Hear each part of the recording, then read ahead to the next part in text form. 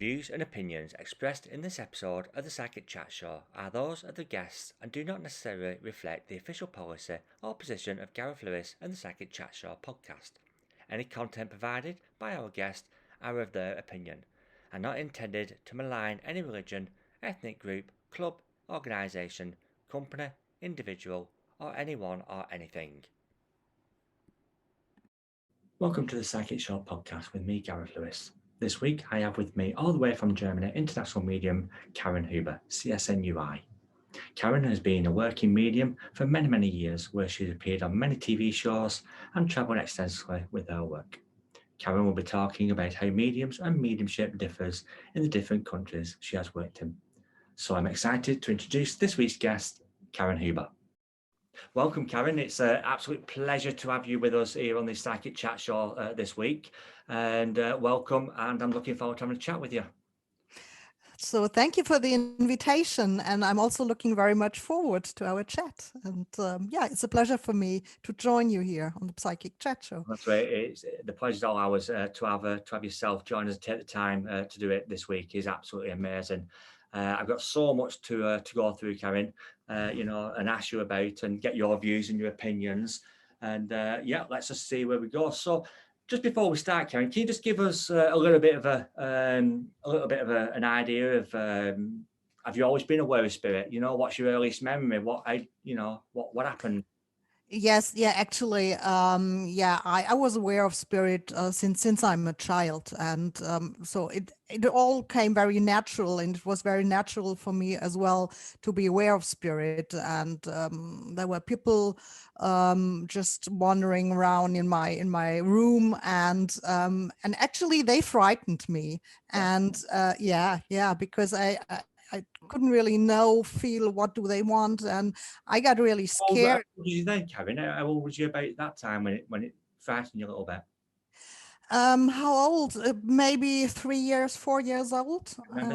Yeah. And the problem was that my parents they didn't really understood what I was talking about, because even though I inherited my mediumistic abilities from my mom's side, but she didn't really wanted to be aware of them. She denied it. So I couldn't really found a lot of support with my parents, and so I was quite on my own when I was a child. So that kind of takes me into that kind of question of, even though your family, from what I can gather, didn't actually, say, no, this is a lot of rubbish. They understood it, but they just never looked into it, or so they did believe in it, did they? And no, they didn't. No, not really. No. My father, he was really an atheist, and so there is when somebody is dead, everything it's over. And my mom, well, she was a Protestant, but the world of the spirit frightened her. So, and as I said, she had some mediumistic abilities, and she was dreaming the passing of people ahead. So she always knew, and she had her own symbolism, and she knew that somebody is going to pass over to the spirit world. But for her, it was just I don't want to know this, and she denied everything. So no, there wasn't really an understanding from the side of my parents. I spoke to a few people over these chats and over these podcasts, and everybody's story kind of like is different. But sometimes some people have turned around and said, well, at least my mum understood, but she never did anything about it. And at least my mum understood, or my grandmother understood, and but we couldn't go anywhere with it, or we could go to the spiritual. So being brought up in Germany and living, as a young girl back then, and obviously it progressed more, and you're becoming more and more aware as you're getting older. How difficult was that? Because and we'll go on to it in a minute, Karin. The difference between, this is what we're here to talk about, living in Germany and knowing, as I said, we'll go into it, of what the spiritualist churches and recognition is over there to what it is over here. It's completely different. As I said, we'll go into that in a minute. So as a young girl growing up, how difficult was that then to, I guess you thought you was different, you was like, oh my goodness, Oh yes, definitely. And yeah, as I already mentioned earlier, it kind of made me to kind of a loner, and I spent a lot of time on my own, and I had my so-called invisible friends, and I'm the only child as well. So when I was playing with my invisible friends, and I was talking to them. So and that even made me more strange or weird for the people who are watching me from the outside. And well, when I went to school, and I had this psychic abilities to feel how other people felt, and this really it was a burden for me, because it everything the feelings that I caught from the others, they were so heavy because they weren't mine, and sometimes it just became too much. And then the other thing was that for me, this was my reality. And I thought that everybody is the same. So all the abilities that I have are just a thing that we have, like we can see, we can hear, we can feel, but this sensitivity or even this mediumistic ability to connect to the spirit world, for me this was normal. And then actually it was the hard way for me to find out that not everybody is the same, and that kind of made me become quiet. So I didn't talk anymore about all these things, and I kind of withdrew within myself. When you were say at school, or you was playing with your friends, or you was out socializing with your friends, and let's just say, for instance, you would psychically pick up on, or even mediumistically pick up on one of your friends. Did you, I'm going to use the term, did you have the nerve to turn around and say to him, I've got, or I think, or did you just really keep it to yourself because you knew it wasn't going to be accepted? Well, I think in the early years, I kind of, yeah, talked to them and told them, and I said, well, I know that you're sad, and I know that you are feeling that and such feeling.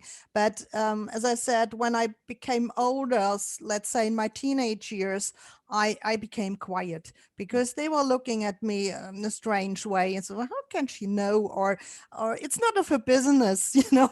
So yeah, I became quiet, and I kept all this to myself. It's going to be difficult, Karen, as well, because as again, we're going to go on to it shortly, but when you walk, say, in the majority of towns and cities and probably villages as well in the UK, you'll tend to pass a spiritualist church.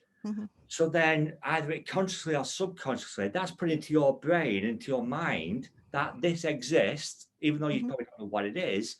But I suppose with you, you're walking through where you lived in Germany, and you wouldn't see these buildings. So it was completely new, which kind of like brings me on to, when you was going into mediumship, what then brought you to say go into your first spiritualist church, visit your first medium? How did you become from being, like we all are, strange, in our profession, seeing imaginary people? How did you cross that to, hang on a minute, there is something here? Yeah, so just to continue what I said with the teenage years, and that I became quiet, and I have became, or I have stayed quiet for quite a while. And it was almost, I think I was in my mid-30s when a lot of people who were close to me passed over to the spirit world. And that really then these abilities were knocking on my door, or people were actually making them aware. And so I was aware of them, and I felt that I could communicate with them. But it was very hard to deal with these things. And then I was looking through the internet, and I said, well, how can I handle this? And actually my wish was just to learn to turn these I called it visions, or to turn them off, And so I ended up on the website of the Arthur Findlay College in England. And I was totally naive, I have to say. I had no clue what is spiritualism, what is mediumship. I just saw that you can learn to talk to the deaf. For me, this was, well, this is normal. But then I said in my naive mind, if they can teach how to talk to the deaf, they might also be able to teach how to turn it off. So I booked a course with this intention, and then I said, okay, they can teach me how to turn it off, and then I go back home to Germany. Give me a second, Karin. You actually booked on a course not to learn how to do it, but actually switch it off. Yes. Yes. So because yeah, I think maybe I'm the only medium, but this is really my story. And I have all these students coming and writing emails and say, I really would like to learn how to turn it on, or how to talk to the people who are in the spirit world. For me, it was vice versa. It was the opposite. So yes, this was in my intention when I was in the plane flying over to Stansted.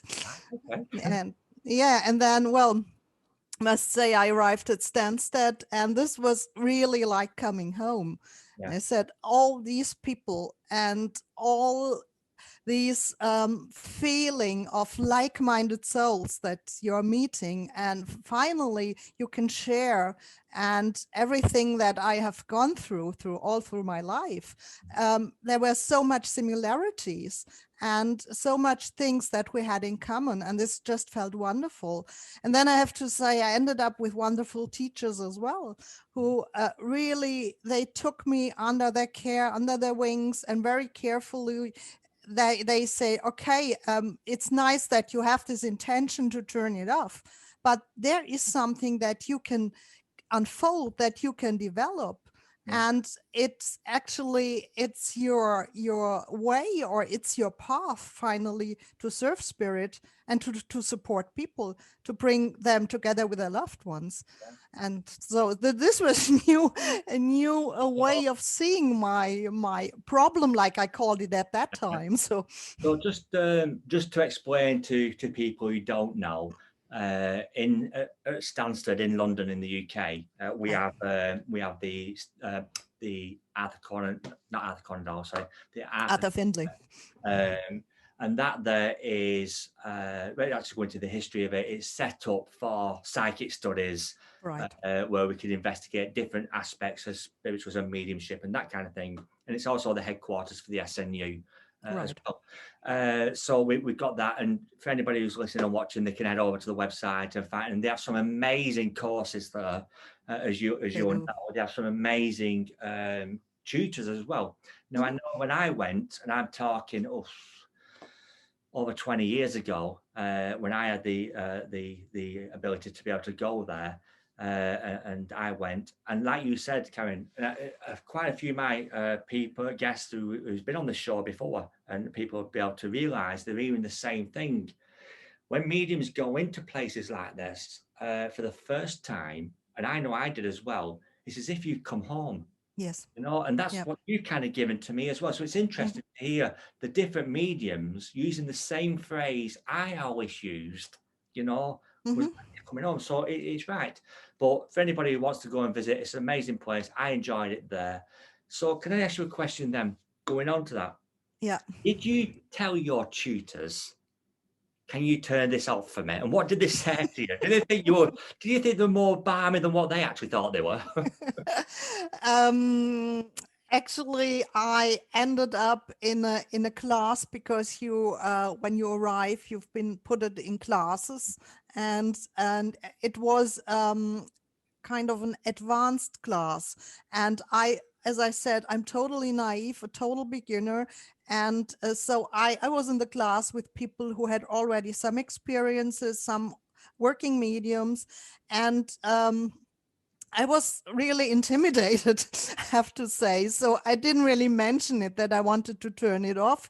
And but I was more of somebody who was first watching, and then I saw them working, and I was really intimidated. But as I said, my tutor was really, really nice and carefully with me, and just developing and unfolding my own mediumship, and this was like a, how to say, it was like an explosion when I felt, so wow, I'm also able to do this.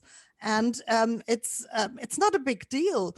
And because I was watching the others and I was in awe, I have to say. And then I had to go on the platform and my tutor said, okay, and now you connect to somebody. Have you got somebody here? And it just kind of flew out of my mouth. And I've got a father here, and he was an electrician and he was building a house, blah, blah, blah, blah. And I was really in awe of myself, I have to say. So my God, I'm capable to do this. And this was only the beginning. Of course, there's a lot of more training needed, but this was my start. And then I didn't mention it anymore. I want to turn this off. Because it was really like, poof, as I said, like an explosion. It's like the start of a journey you never expected or wanted to go on. You know, when I first started, as I said, many people watching, listening to this know that I've explained before. I went to my spiritualist church, always known about it. I went there at a time in my life where I needed something. Again, when I walked in, I felt that presence of coming home, and this is where I should be. You know, so it gives you such a warmth when you feel that. Can I ask you, was Stansted in your experience there, was that your first experience of watching a medium, or watching watching them work? So you never seen one work before. You've never even seen a medium work, apart maybe what you've seen on the internet. Yes, right. So you really did go into this. With no knowledge of anything. I think that's absolutely amazing, and especially because I know you, Karin, and I know what you've done and what you've achieved. You know, to be able to do that from coming from a completely different country where I'm not saying it's not accepted, but it's not as open as what it is in the UK, which brings me on to the differences. But to be able to do that, can I just ask you very quickly, just that flight home must have been interesting. Oh yes, yes, it was. It was because I remember the last thing that my tutor during that course said to me before she let us go home was, and remember, you are a medium. And this really hit me. And so I was sitting in my seat on my flight, and I was telling myself all the time, I'm a medium, I'm a medium. And so it was interesting. And I was totally on a high when I came back home for a couple of days. It just felt like, don't know, maybe like I was on drugs. And so really, and I got hooked, I have to say. And I returned many more times. At the beginning, it's kind of like hooked, and you want to know more, and your head's just completely blown away with everything you've seen, experienced, and so when you went back to Germany, and we're coming on now to that, the differences, when you went back to Germany, how did you think, knowing what you know of Germany, and they've not got half as what we've got here, how do you think you was going to progress your mediumship in your country? Did you then be able to find I know you don't have churches there, do you? You have centres. Did you manage to find a centre you could go to, or was it completely, again, you was still alone? Yes, I was looking around, and at that time, I was also searching the internet. And at that time, I was lucky that Gordon Smith came and did a workshop in Frankfurt, actually, where I live. And so I booked into this course, but this was only a quick workshop. And then from this workshop, I met some people and we formed a circle. But still naive, no guidance, nothing. Gordon left. And so we were all there on our own in Germany, and we were sitting together and did the best that we could do. But it was a nice group, and it was a lot of people who really wanted to progress. But as I said, no guidance. So at times it ended up in some chaos or in a nice chitty chatty evening, but not really what I wanted. So did you then feel like you had to, just to use the phrase, did you have to use UK as your spiritual circle or your spiritual home to learn?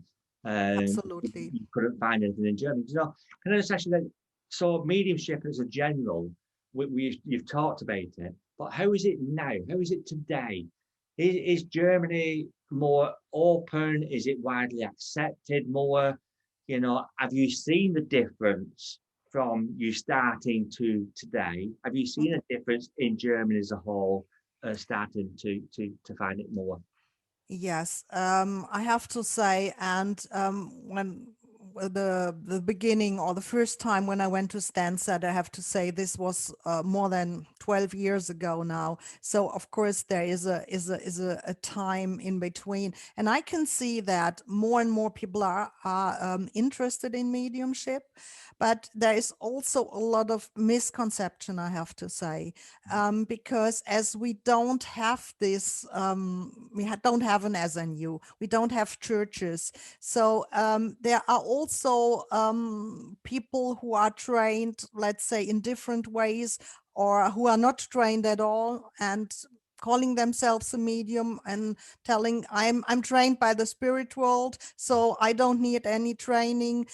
And and these people are advertising, and these people are offering readings as well. So there is a lot of varieties of standards, I would like to say.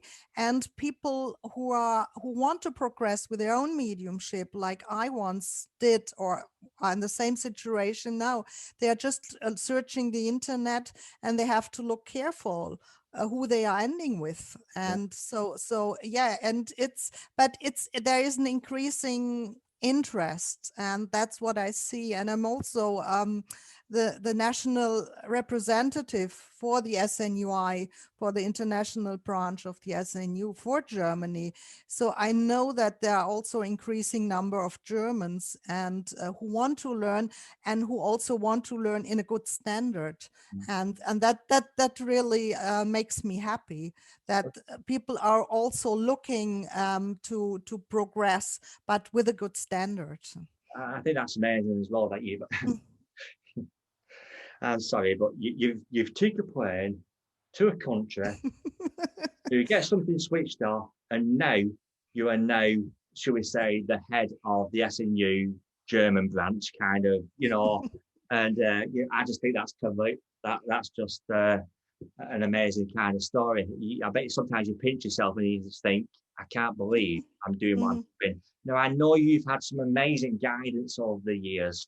And, you know, you're completely right, Karin, what you say. It's all about the standard of teaching. And I know you see people who go to a reading or go to mediums, and you hear them, they say, oh, and the medium said, I'm a medium and I'm going to be doing this. And then before you know it, you look on the Facebook page and they're offering readings, and they're international mediums. You know, once upon a time they got drunk on a holiday somewhere in Ibiza, and they give someone a message, makes them an international medium. I've been to Scotland, which makes me an international medium. You know, I don't know why people have to use it. I know I introduced you as a, you know, as an international medium, so forgive me, but you know, I kind of think, where's the learning these days, Karin? Where's the actual sitting down and understanding the mechanics of the mediumship? Where's the understanding of the spirit world, the responsibility, if nothing else? And I know you took a journey in discovering that, because I know a mutual friend of ours, Mavis Patilla, very widely respected medium who I've known for over 20 years and worked with many times, as you've worked with her as well.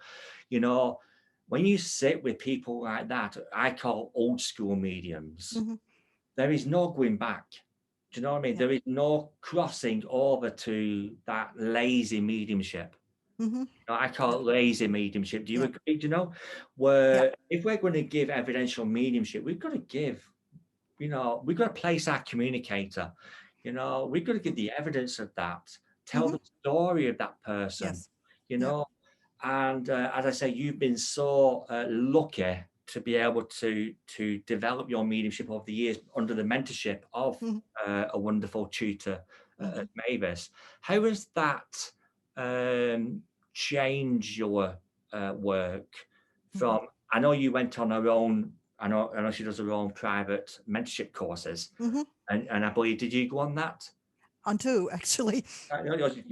We just one. You went on the first one to switch it off. And you wait for the second one to learn more. We know.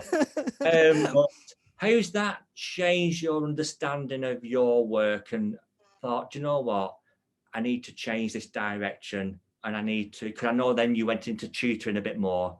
You know, so how's that then help your teaching ability?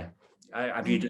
I'm not saying you've copied Mavis, but I'm sure you've been inspired by that teaching method. Yes. So how's that taken you from such a marvelous mentor? Oh yeah, she is, and I really I owe her such a lot, and I can't thank her enough and what I already did. But yes, she kind of changed my way of to look at mediumship. And I've seen a lot of great tutors at the college, but then I was really lucky to get Mavis as my tutor. And as I said, I did 2 mentorships with her, and Mavis, as you also say, these old style mediums. But for me, this is what really counts. Mavis starts with the soul, and you have to get to know your own soul before you do a contact, and you have to be aware that all the strength and all the power comes from your own soul. And you have to be aware that you are part of the God source as well, and that all the power also is a part of the creation, the divine creation, that you are a divine, a sparkle of the divine as well. And these were the things I had to learn as well, because as I said, I had great tutors at the college, but you only have a week, and then in general you're taught the mechanics. So evidence, place your communicator and give the message, and that's it. But that Mavis changed it. She gave me a totally new direction to look at things, as I just said, and be aware of the God source, and that you are part of the divine, and then you can work. And then you can as you said, tell their story. They are real people. That's what she always said. And so it's not a male energy or a female energy. I have your father here, I have your sister here, and they were real people. Tell their story, bring them together with their loved ones. So there is this component of real of love and bringing together loved ones and people who have crossed over and who have something to say. And sometimes it's, even if they just say, I love you, this can mean the world to somebody. And that's what Mavis told me. And that's what I also included in my mentorship. And I think it all comes from the soul, it comes from the heart. And it's an act of humanitarian. That's what she said, and that's how I see it as well, because I want to bring people together. And and this also is part of my teaching, as you said. I totally agree with you, and I've not sat in mentorship with Mavis. You know, I was invited to go and watch, and there's many occasions where she would invite me to go and watch her teach and just sit at the back and watch. You know, that was when I was a lot younger. But the knowledge you gain, and then you take that, and it's so uplifting to hear you, Karin, that you're taking the knowledge and you're using it. Now, I always say to my students when I teach is that, first of all, we discover self. You've got to discover you. Once you've discovered you and who you are, what you're here for, where you're going, and what you can do to make yourself better, only then can you begin to understand others. So when I start mine, and I do that, after a week or two, you can find you find the mediums, because 1 or 2 leave because they want to be mediums. They want to go, I've got your mummy here, and you know, and they can go.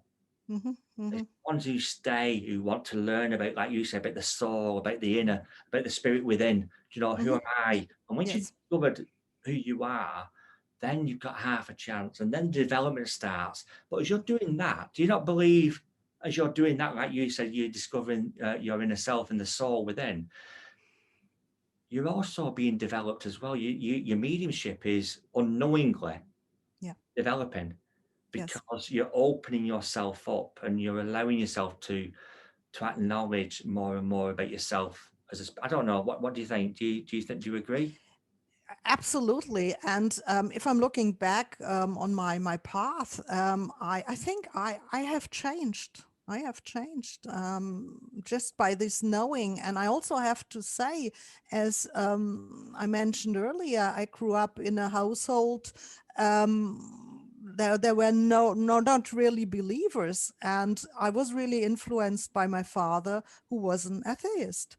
So God for me, I I wouldn't say it was a word that I didn't even talk about God. I had no idea what God is, who God is, but I was sure there is no old man sitting on a throne with a beard. That's sure. But otherwise, what is God? How does God feel? I was always the lonely fighter. So I have to do my things on my own. And if I don't do it, nobody will be there. I'm not sure if God will help me. And this really has changed over the years. And talking about the divine. And I have to say also in the beginning, I felt a bit like, where did I end up? You know, when I was in Stansted and there was a divine service and they started to pray, I kind of said, oh my God, where am I? Am I trapped in a cult? Where am I? This was my first impression. And so I really had to learn and to understand that spiritualism is a religion. And it's not about giving messages.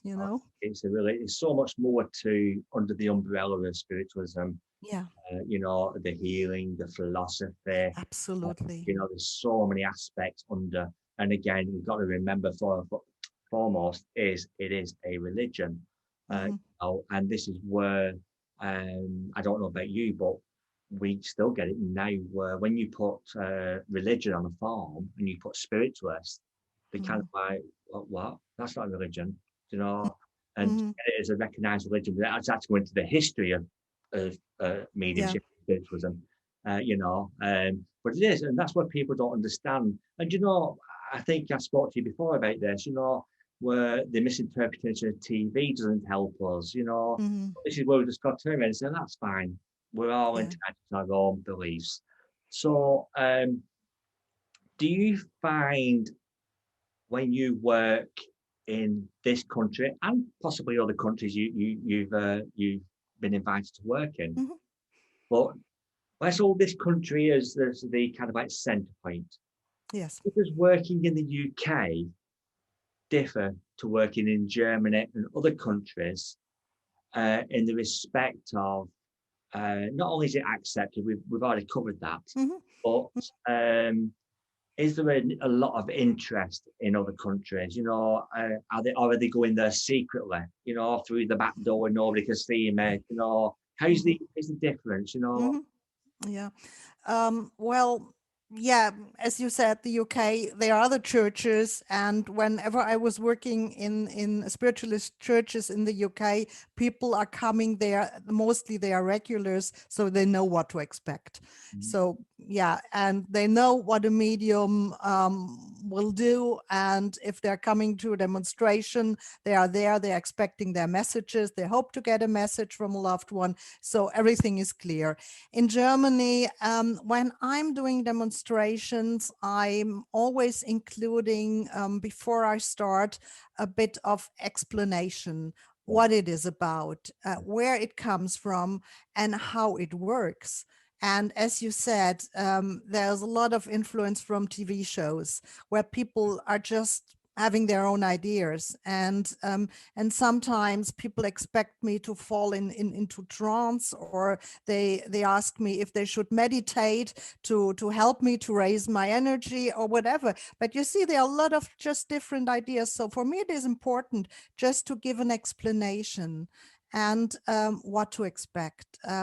So the how to say, I first have to prepare them before I'm working. And then I do the demonstration, and then at the end, I'm also leaving some time for questions and answers, because when I'm explaining theoretically and they haven't seen me working and it's their first time, questions may occur, and what normally is the case. And so they still have more questions, and I'm happy to answer them, just to get them into an understanding.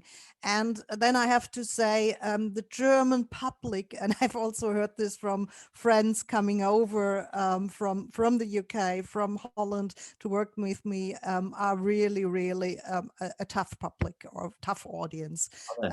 Yes, they are. So if you ask them to answer by yes, no, I don't know, what we usually do, because we don't want that we are feeded or don't feed the medium. So they really take it very, very serious. And so if it's a no, it's 100% no, and even no slight variation is possible. So well, and it's a really tough audience, but yeah, I'm used to it. What do you think the UK, when you work here, do you think that we should possibly be more like, because I do, we should be more like the German audience, where not necessarily to be abrupt with us, but just be honest, rather than, because sometimes you watch and you can't blame, it's the lack of teaching, the lack of knowledge. As you say, you go and talk to them what's going to happen. So when you've got a member of an audience or a congregation in a church, and they're sat there and they don't know they're doing wrong, but sometimes what they're doing is they are, what you said, feeding the medium, or they're taking them down. And it's up to the medium to say, no, stop. Let me tell you, to know. And I respect that. And so do you think when you come to the UK, you demonstrate here, that you see the difference where they'll just take anything, or they're just kind of like, so when I'm working here, which one do you prefer? Do you prefer Germany or do you prefer the UK? Actually, it would be lovely to have a mixture of both. You take the best of both worlds. Be careful what you say, because you might not get invited back if anybody watches this. But I kind of agree. I think an audience should sit there. I mean, I have some audiences that sit there going, "You tell me, no, talk to me. Let's have a conversation. Just be honest. And that's what it's all about." So, do you think that anybody can be a medium after the way that you've taken your journey, or do you think mediums are born to be mediums and that's it?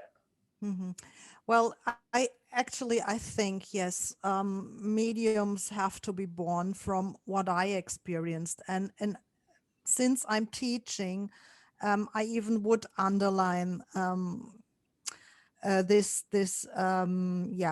because well, for me it was natural, and I had these perceptions. And when people are coming and they want to become a medium, and I really start with exercises, psychic awareness, and sensitive awareness, and I'm aware that they are not able to pick up emotions from the person who's sitting in front of them. I don't really see that alongside a really lively, fluent communication would be possible, in my opinion. So let's say I always compare it with somebody like a piano player. I think we all can play the piano, and at a certain degree, we can all be able to play some melody, some music. But with some of the people who really have got a great talent in music, it just sounds marvelous.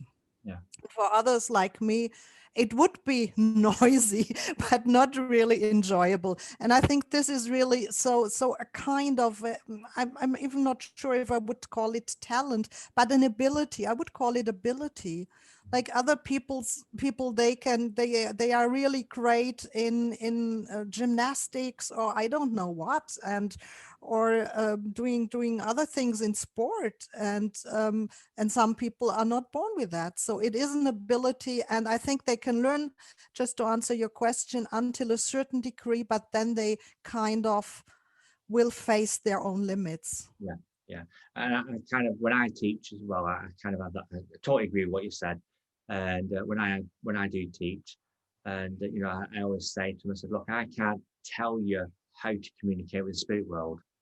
All I can do is teach you the presentation, teach you the mechanics, teach you different exercises to be able to see which one suits you best. But I can't teach you how to communicate with spirit world. You either can or you can't. You know, you even know the difference between the psychic, which is going to take us up to a completely different episode, between psychic and what is mediumistic. And you know, so the mechanics of mediumship is so intense, and I don't know the half of it, you know, but I know there's many people out there teaching who don't even know a little bit, let alone half of what I know. You know, that's not me being big. You know, this is me just saying, you know, they're not taking the time to develop their mediumship and develop their teaching skills, you know. And this is where I think the skeptics have got us, they've got us, you know, because a lot of the time they are watching, you know, people who, yeah, you know, for one reason or another, they can rip apart. So, Karin, just as I wanted to go on there, what is your best and what is your worst experience as a medium? So, what's your good experience and what's your bad experience? You know, what best experience have you had, and then go on to what worst experience you've had? That's a good question. Let me think. Best experience. I think every spirit contact, when I can connect two people or three people or whoever, a sitter with their loved ones, and there is a reunion of souls. There's a reunion of love. And after the sitter has left, I'm sitting there, and I have also a satisfaction, and I'm feeling I've done the best I could to bring those souls together. Best experiences. So I can't really compare and saying this is better or this is better, you know. I just think that's probably one of the best answers through doing this I think I've heard. I'm not saying everybody else has been, you know, but it's just kind of like, it's when you can sit back and say, I've done my job. Right. You know? So come on then, there's got to be one of those experiences where you've turned around and I'm going to put that one in the bin and never talk about it again. I'm going to turn around to you and say, this is a chance, you have to tell us. What's the time where you thought, why am I doing this? Yeah,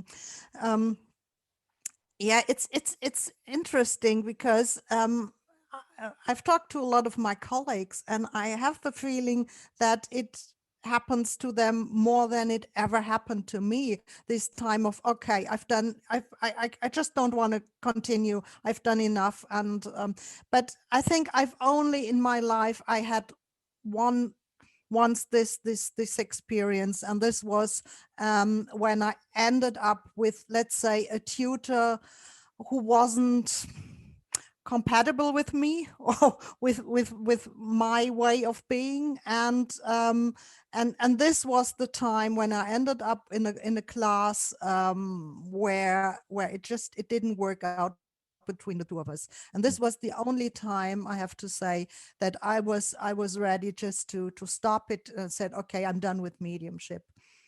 And I was going to say, Karin, do you know what? I bet you learned so much from that, though. That would be a lesson for you, you know, that we're not all compatible, you know. So some people might go to you and think, I'm not learning anything here, and it's not because you're a bad tutor. It's just because you don't gel. And then so you feel comfortable. And that's the only way you're going to learn from a tutor is when you accept. Now I know my students, I'm quite hard for them, you know. and I know I'm hard to them, but it's just I want to push them to where I think they can go. And this is why they say, out of all the tutors I've had, you're the best for me, because you don't let me get away, with what they would call nonsense, and oh, I've got a carrot, it's all evidence of mediumship. So yeah, I totally agree with you. You can look at that as that experience there wasn't for me, but I'm sure you learn from that, Yes. and Karin, I could talk to you all day. You know what I mean? I don't think we've even touched half of what I wanted to talk about. So hopefully in the future we can get together again and maybe have another chat. That would be wonderful. Yeah, I think there are still a lot of topics that we could cover. Oh yeah, so many. I mean, you delve into little bits, and I'm thinking I'd love to go on to that, but I can't, because we want to carry on with it. Just talk about the soul and different things. So many different things, Karin, I want to talk about. But in the meantime, Karin, if people wanted to get in touch with you, because I know you do readings all over the world via technology, via Zoom and other medias, or if they want to come and watch you work somewhere, get hold of you, how can they get hold of you? How can they find you? Yes, they can find me in the internet, obviously, and my address is medium dash frankfurt.de. Right, okay. And have you got a website, did you say, as well? That's my website, and that's where they can also find my email address. And there's also an English part which tells a little bit about my work, my life, my story, and they can get an impression what I've done, and they can book directly through that website if they would like to have a reading. Yeah. That's brilliant, absolutely fantastic.